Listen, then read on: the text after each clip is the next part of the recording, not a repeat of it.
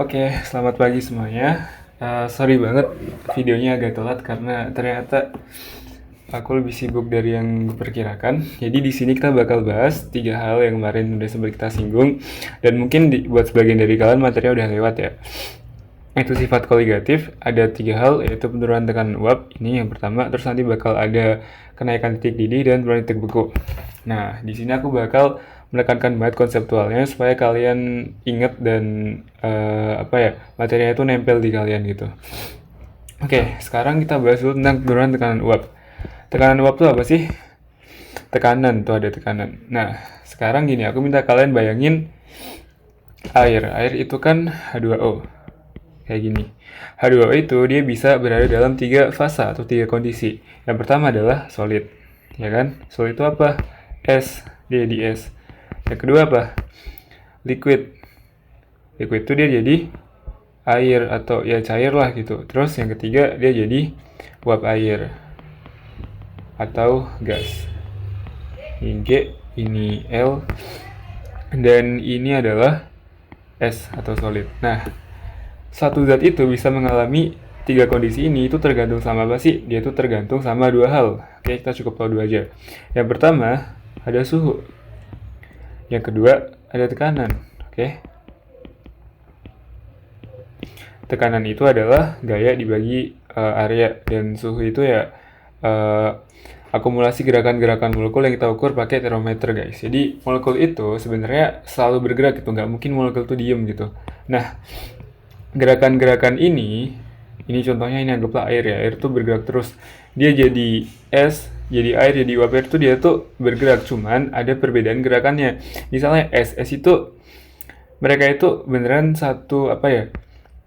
Satu satu bongkahan es itu mereka tuh beneran gabung gitu. Mereka jadi kristal yang sangat rapi dan gerakannya itu bukan gerakan nggak beraturan dan terarah, apa ya, bukan gerakan yang sekeos air, dan air itu gerakannya nggak sekeos uap air gitu guys. Oke, pokoknya dia semakin kesana, semakin ke wujud yang semakin terpisah ini, dia itu bakal semakin gak teratur gerakannya, dan gerakan yang makin tinggi itu sejalan dengan suhu yang makin tinggi atau tekanan yang makin tinggi itu. Oke.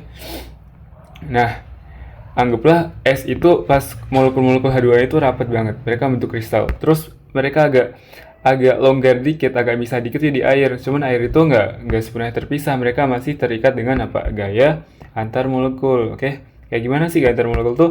Ini ada O, ini H, terus ini ada O lain. Kayak inilah, ini ada O lain, H.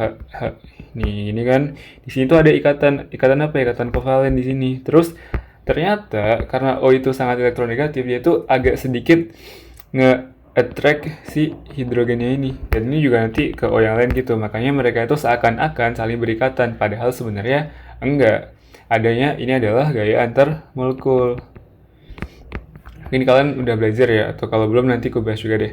Nah, terus suhu dan tekanan ini itu ada properti masing-masing ya teman-teman. Contohnya ya, air itu dia di kondisi tekanan satu atmosfer tuh ada konversinya ke mmHg atau ke Pascal atau ke apa.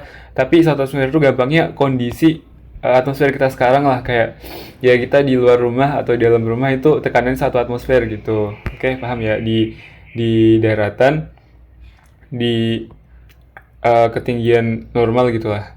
Nah, di satu atmosfer air itu akan mendidih di 100 derajat Celcius dan akan membeku di 0 derajat Celcius. Nah, ini adalah properti yang tetap dari air gitu. Ada molekul lain yang berbeda tentu saja. Tapi yang paling umum tuh air. Dan kenapa sih kok ini pas banget nih 100 sama 0 ya? Karena memang mereka diambilnya itu dari air guys. Karena air itu gampang dijumpai di mana-mana, jadi buat bikin standarnya gampang gitu. Nah, ternyata pas kita masukin sesuatu ke air, kayak kemarin kita bikin airnya di larutan, ini ada perubahan sifat, oke? Ternyata dia itu nggak membeku, nggak mendidih di 100, lebih tinggi dikit, dan dia itu nggak membeku di 0, lebih rendah dikit gitu. Kok bisa gitu? Nah, kita bakal bahas dulu. Sebelum kita bahas kenaikan titik didih dan penurunan titik beku, kita bakal bahas tentang penurunan tekanan uap guys. Ini dulu nih, yang ini nih, yang paling awal. Nah, nih sekarang aku minta kalian bayangin kalian bawa tumbler ke sekolah. Kayak kalian isi air, anggaplah pagi gitu. Pagi sebelum berangkat sekolah kalian isi air, terus pas siang atau pas siang kalian buka. Kemungkinan besar, ini aku anggap tumbler ya kayak gini ini. Sorry kalau gambarnya jelek. Terus airnya nggak penuh banget lah segini. Nah, kemungkinan besar di sini tuh kalian bakal menemukan kayak ada air-air yang ngembun gitu guys istilahnya, kayak di samping-sampingnya gitu.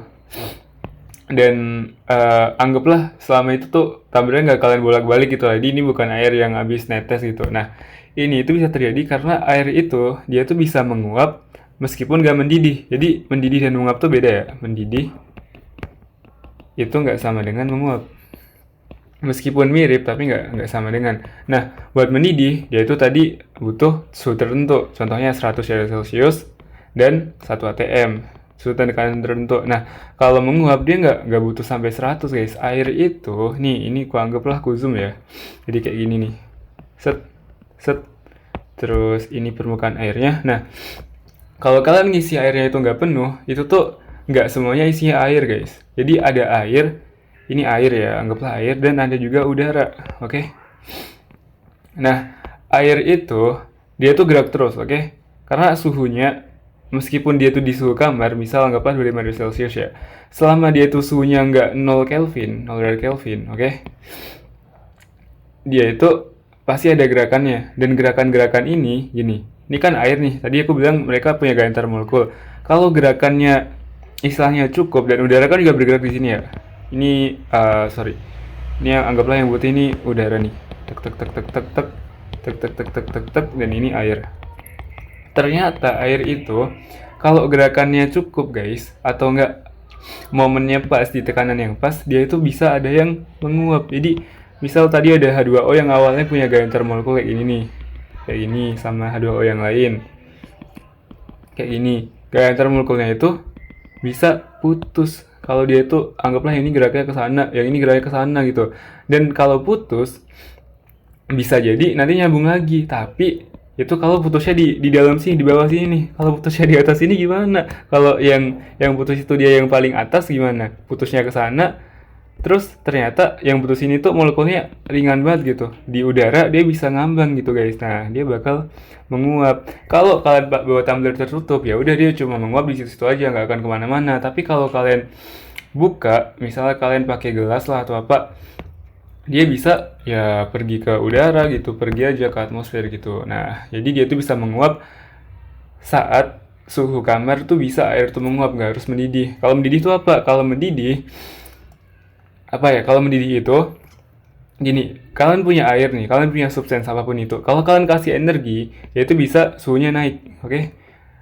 Kalau kalian kasih energi lebih besar, bisa ikatannya putus guys. Jadi gaya termolekul ini bisa beneran putus karena energi yang terlalu tinggi. Nah, kalau mendidih itu proses pemutusan ikatan ini itu terjadi, oke? Proses ikatan putus ini tadi dia itu terjadi di seluruh tempat di air ya. Makanya kalian bisa nemu gelembung kan? Kalian bisa nemu gelembung-gelembung naik ke atas. Nah, gelembung itu isinya adalah nih gelembung ya, anggaplah gelembung-gelembungnya naik ke atas. Gelembung itu adalah isinya air yang jadi gas gitu guys. Karena kalau kalian masukin gas ke dalam cairan, dia bakal menggelembung dan dia bakal naik ke atas, terbang, pergi gitu. Karena konsepnya Archimedes ya, dia bakal ke atas.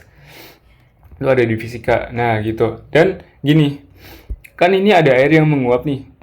Ada nggak air yang balik lagi ke bawah? Ada, jawabannya ada guys. Karena di situ terjadi proses kesetimbangan. Jadi ada air yang bisa balik, uap-uap air yang bisa balik ke bawah, terus ada yang menguap. Nah, selama ada uap, oke, selama ada gas, di situ pasti ada tekanan.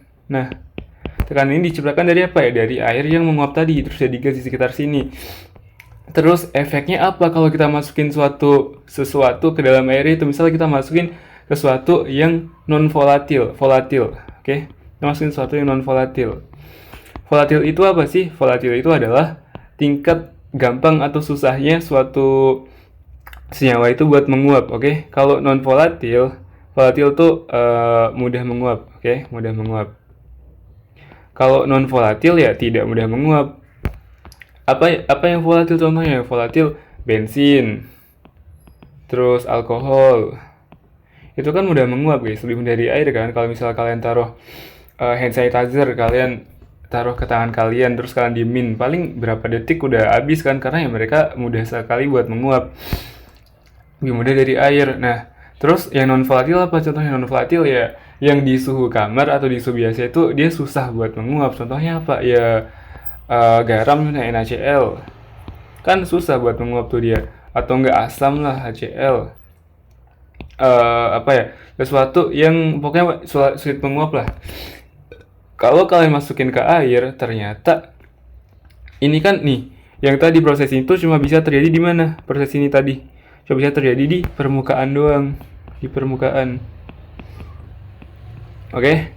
Dia cuma bisa terjadi di permukaan. Nah, kalau kalian masukin sesuatu ke dalam air, contohnya kita masukin NaCl, garam nih. Oke, dia bakal jadi Na+ sama Cl- terionisasi. Nah, terus molekul-molekul ini pergi kemana? Apakah dia ngendap di bawah sini? Atau dia cuma di tengah-tengah doang? Atau cuma di atas doang? Jawabannya, dia ke seluruh tempat, guys.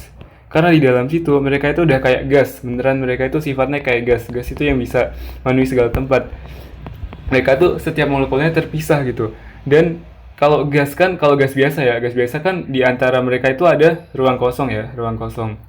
Ruang hampa lah. Kalau di dalam larutan mereka itu isinya ya pelarutnya, jadi mereka sebagai terlarut itu kayak gas di ruang hampa, tapi ruang hampa itu diganti sama pelarut gitu. Oke. Mereka ke segala tempat, termasuk kemana? Ke permukaan. Nah, kalau mereka ke permukaan, apa yang terjadi, guys? Yang terjadi adalah chance buat si airnya ini buat ke permukaan dan menguap itu lebih kecil nih. Aku kasih contoh ya, misalnya kita punya 80 molekul air, oke? Molekul ini dikit banget ya, tapi anggaplah sebagai contoh 80 molekul air. Nah, terus sekarang kita punya 20 molekul NaCl lah, anggaplah gitu, atau jangan deh, anggaplah kita punya 20 molekul X gitu. Kita masukin ke dalam situ molekul X ini molekul yang non volatil atau susah menguap, kita masukin. Nah, sekarang fraksi mol si air itu bakal berubah. Yang awalnya 80/80, sekarang dia bakal jadi berapa? 80/80 ditambah 20, di 80/100. Nah, dengan ini 80/100, anggaplah awalnya kita punya suatu wadah yang kayak gini nih. Satu wadah yang kayak gini. Terus luas permukaan ini tuh anggaplah anggaplah gini. Ini ada luasnya L gitu. Terus anggaplah ada peluang air buat bisa ke permukaan kan. Misalnya yang awalnya ke permukaan itu 5%. Nah, 5% dari 80.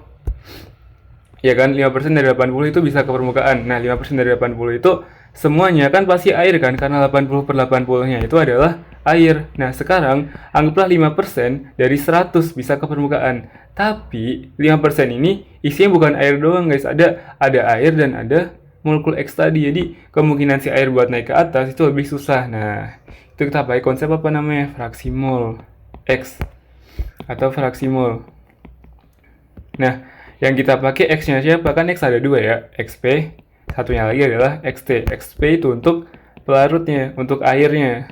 Dan XT itu untuk yang terlarut, apa yang terlarutkan dalam air situ. Nah, buat cari tahu si tekanan uapnya, itu yang kita pakai adalah si XP. Oke? XP-nya dia itu berapa? Nah, misal tekanan uapnya awalnya itu 30 mmHg. Ini ya, ini contohnya. Ini salah satu satuan buat ukur tekanan uap, namanya milimeter hidrogen. Bukan hidrogen, hidrogirum, raksa. Karena banyak kan ini yang pakai raksa. Nah, di sini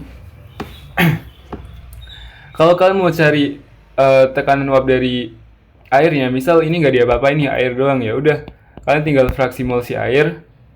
Kalian mau cari tekanannya, kalian tinggal cari P itu sama dengan fraksi mol si air XP pelarut dikali tekanan awalnya P0. Ya udah, sama kan, XP-nya 1 kan tadi. Jadi ya sama aja, P-nya nggak berubah gitu. Nah, XP itu apa sih? XP itu ingat kan? XP itu adalah fraksi mol itu adalah gini. Fraksi mol tuh gini.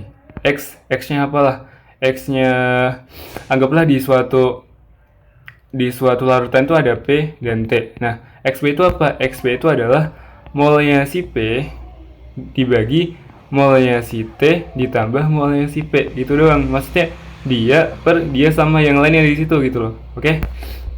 Nah, di sini yang penting itu adalah mol ya, mol berapa banyak partikel di dalamnya. Kalau misalnya partikelnya itu punya I atau faktor Van Hoff, ya yang dikali adalah partikel yang bisa terion atau yang bisa berubah itu. Misalnya ya, P itu untuk pelarut di sini, T itu untuk terlarut, P itu pelarut, T itu terlarut. Ingat ya. Nah, kalau misalnya gini, yang mungkin buat punya faktor Van Hoff yang mana? Yang MT ya, yang M terlarut. Misalnya kita punya NaCl. NaCl-nya berapa? 1 mol. Terus kita punya lagi air atau H2O. H2O-nya berapa? H2O gitu. H2O-nya berapa? Anggaplah kita punya 8 mol gitu. Nah, NaCl 1 mol, H2O 8 mol. Nah, NaCl ini kan kita tahu dia itu elektrolitnya kuat. Jadi dia punya faktor Van Hoff kan. Faktor Van Hoff apa? Faktor Van Hoff sama dengan N, sama dengan berapa valensi dia ya kan. NaCl itu kalau masuk air dia tuh udah pasti guys. Ini pasti ya. Kalian masuk air di suhu normal dia bakal jadi Na+ dan Cl-. Ini pasti nih. Pasti, oke? Nah, jadi kalau kalian masukin 1 mol NaCl, nanti bakal ada berapa di dalamnya? Kalau kalian masukin air, bakal ada 2 mol partikel yang disusun oleh Na+ dan Cl-, oke? Yang awalnya mereka 1 jadi 2. Ingat ya, kemarin udah jelasin di faktor Van Hoff. Nah, jadi ngitungnya gimana sekarang? Kita pengen ngitung misalnya X-nya si P. X-nya si P. Pelarutnya, X-nya si air. Ya udah, mol air. Oke? Dibagi mol air ditambah mol NaCl dikali I. Yang dikali I siapa? NaCl-nya doang. Oke? Airnya nggak perlu, karena airnya nggak ada yang terion, nggak ada yang 1 jadi 2, nggak ada yang H2O jadi apalah sama OH gitu, nggak ada. Itu nggak berpengaruh ke sini itu loh, maksudnya gitu. Nah, jadi caranya gitu. Kalau misalnya kita pengen cari fraksi molnya si NaCl gimana? Ya udah, XT nih, XT buat terlarut kan NaCl. Jadi molnya si NaCl dikali I, oke? Dikali I-nya berapa tadi? 2 kan? Dikali 2 nanti dibagi mol NaCl dikali I lagi ditambah mol air. Gitu. Ini tinggal yang kalian pakai antara yang ini apa ya? Ini apa? Gini, ini dibagi ini sama yang lain, atau ini dibagi ini sama yang lain gitu, oke? Pokoknya apapun yang di situ lah. Kalau misal punya 3 molekul di dalam satu itu ya tinggal ditambahin gitu. Nah, sekarang rumusnya gampang, tinggal P itu P akhir lah, anggaplah P akhir setelah kalian tambahin suatu itu sama dengan X pelarutnya dikali P awal. Oke, gitu doang. Fraksi mol si pelarut dikali P awal. Ingat tadi ada I-nya gitu doang. Nah, kalau misalnya kalian pengen cari perubahan ini ya gimana? Perubahan apa? Perubahan tekanannya kan ada P akhir, ada P awal. Kita bisa cari selisihnya dong. Ada jadi kita bisa P akhir dikurangi P awal. P akhir ini apa? XP dikali P awal, XP dikali P awal dikurangi P awal, gitu kan? Terus jadi apa? Ini bisa diapain? Ini bisa jadi P awal dikali XP dikurangi 1. Sorry. Gini. Kebalik guys. Kebalik. Kan gini ya. Gini. Kalian harus ingat ini. Ini agak penting nih. Sorry kalau kelamaan gini. P akhir itu pasti lebih kecil daripada P awal. Kenapa? Karena ini XP tadi kan awalnya 1 tuh. XP itu kalau dia sendirian, kalau air doang itu kan awalnya 1. Pas kalian masukin sesuatu, nih contohnya kalian masukin 20 molekul X tadi kan, kalian masukin. Pasti dia tuh XP akhirnya itu di bawah 1, karena ini 80/100 berapa? 0,8 kan, pasti di bawah 1 karena sekarang dia nggak sendirian gitu. Jadi fraksi dia, bagian dia tuh nggak sendirian. Yang awalnya di kelas itu kalian misalnya cewek doang terus ada 2 cowok masuk, jadi kan proporsinya itu nggak 100% lagi kan, jadi nggak 100% lagi gitu. Nah, itu yang bikin XP itu selalu lebih kecil. Dan kalau XP selalu lebih kecil daripada kalau udah dimasukin sesuatu daripada sebelum dimasukin sesuatu, yang terjadi adalah P awal itu bakal selalu lebih tinggi daripada P akhir. Oke? Jadi tekanan uap di awal itu bakal lebih tinggi. Nah, Kalau gitu biar cari silihnya gampang, biar di positif, ya sekarang kita tulisnya gini aja. P akhir, sorry, ya udah P akhir. P awal dikurangi P akhir sama dengan delta P atau perubahan si tekanannya. P awal itu apa tadi? Ya P awal, gitulah. Dikurangi P akhir apa tadi? XP dikali P awal. XP dikali P awal. Kayak gini kan, XP dikali P awal. Sama dengan, ini bisa ada dua-duanya ada P awal kan, nih P awalnya aku jadiin satu lah. Kan jadi P awal. Nih. Dikali 1 dikurangi XP gitu. Ya enggak? Misal P awal itu M dikurangi XP dikali M gitu kan. Nah, ini kan sama-sama ada M. Ini kan berapa M? Ini 1M, ini XPM kan. Nah, sama aja kayak M dikali 1 dikurangi XP. Ya enggak? Ya kan? Aku harap kalian dapat maksudnya. Nah, 1 dikurangi XP ini sama dengan apa? Ingat nggak kemarin apa? XP itu, X larut, kalau ditambahin XT, hasilnya berapa? Hasilnya 1 atau 100%. Kenapa kayak gitu ya? Karena basically di dalam suatu larutan tuh ya cuma ada mereka berdua. Jadi fraksi mereka kalau ditambahin ya 1 atau 100/100 gitu. Udah pasti 100% karena isinya mereka doang. Jadi ini P awal delta P itu sama dengan X-nya si T atau X-nya si terlarut dikali P awal.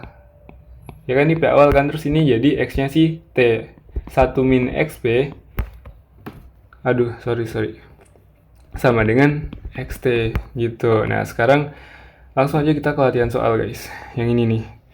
Ada 6 gram urea dicampur dengan 27 gram air. Jika tekanan uap air pada suhu tersebut sebesar 32 mmHg. 32 tekanan uap jenuh larutan jenuh itu maksudnya setelah dikasih si urea ini. Nah, kita cari tahu dulu urea itu berapa mol di sini dan airnya itu ada berapa mol. Urea ada berapa? 6 gram.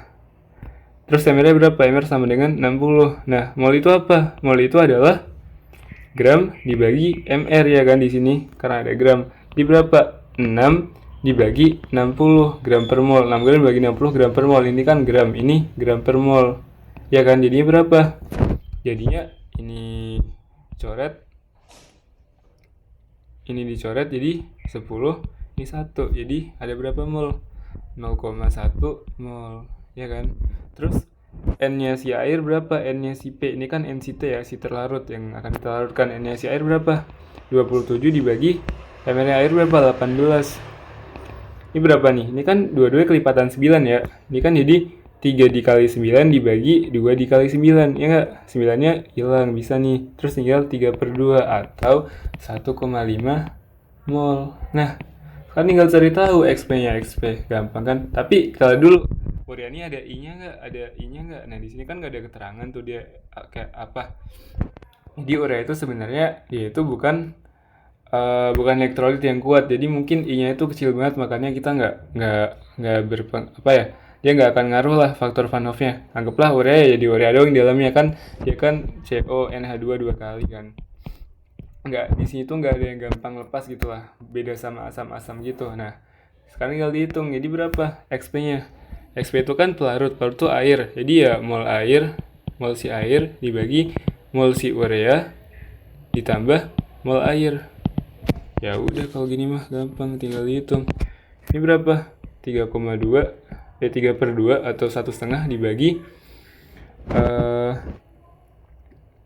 1/10 ditambah 3/2 ya kan. Nah, biar enak kita bakal bikin ini guys. Jadi 3/2 dibagi yang bawahnya kita jadiin 1 nih, biar bisa dijumlahin, kita samain.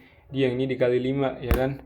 Jadi 1/10 ditambah 15/10 ya kan. Terus ini kita juga ganti deh yang atas nih biar enak nih. Aduh, kegedean penghapusnya guys.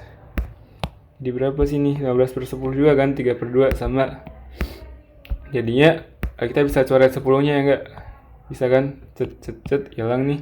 Kita tinggal tulis 15/16. Nah, ini adalah XP-nya, XP si air ya kan. Sekarang tinggal cari tahu tekanan di akhirnya berapa. Tinggal 15/16 atau XP si air dikali P0 ya kan. Tadi gitu kan. P awalnya berapa? Jadi 15/16 dikali P awalnya berapa tadi? 32 mmHg. 32 mmHg gitu kan. 15 sama 32 bisa dicoret? Bisa. 16 sama 32. Ini 1, ini 2. Jadi sekarang berapa? 30 mmHg. No, ya kan? Tapi nggak jawabannya. Ada ya, yang A. Kalau mau cari delta P gimana delta P-nya? Ya gampang, tinggal si XT dibagi. Sorry, bukan dibagi. Tinggal si XT dikali P awalnya, P0-nya. Jadi kan ini kan XP nih 15/16 tuh. Jadi X-nya berapa? XT itu sama 1 min XP. Dan XP itu juga 1 min XT. Ini sama ya, dua ini sama aja guys. Karena ya emang gitu. Emang sama, kalian buktiin aja sendiri. 15/16 jadinya XT-nya berapa? Ya 1/16, ya kan? Kan ini 15, dari 16 sisa berapa? Sisa 1 kan, ya udah 1/16 dikali ya udah 1/16 X-nya kan. Nah, kalau kita mau cari tahu ya di sini 1/16 dikali 32 kan, P awalnya berapa? Di berapa? 2. Sama nggak? 30. Tadi awalnya berapa? 32. Sama kan? 30 berkurangnya 2. Gitu guys.